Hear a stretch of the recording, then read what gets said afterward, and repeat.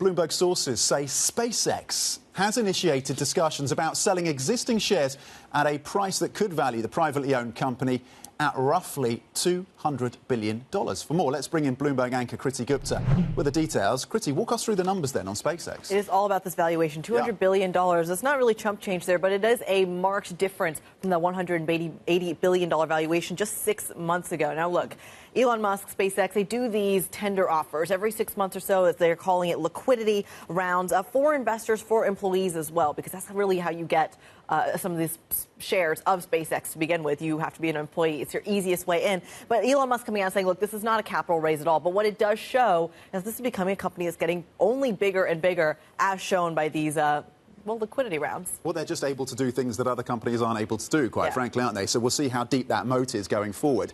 You talked about being an employee. Is that the easiest way? I have to sign up. I have to get a job at SpaceX in order to get some equity. How do you invest? I'm out the door. That's it. I'm signed out. Give me half an hour. How do you get a stake in a company like SpaceX? It's tightly held, clearly. It's very tightly held. And look, these tender offers, it's about $108 to $110 a piece when you look at the shares. So that's affordable for a lot of folks who are looking at buying just a single share. That being said, you have to be an accredited investor. You have to have earned income of over $200,000 for 2 consecutive years, or net worth of $1 million. So already at the beginning, the standard is quite high. If you do even make that threshold, you still have to be vetted by the company. SpaceX can still say no. There's a whole background check involved. There's a lot going on. Or you can find an individual who already holds that and sell. You kind of do that on the private market. There was a joke on the terminal that you can do it via LinkedIn, put out your bids, find the individual investors and kind of beg them to sell their shares. Still, SpaceX can say no. It's that vetting process, and they're very careful about who they actually want. The easiest way to do it would be through a specialized vehicle, a fund, a space fund, a mutual fund that already has those shares.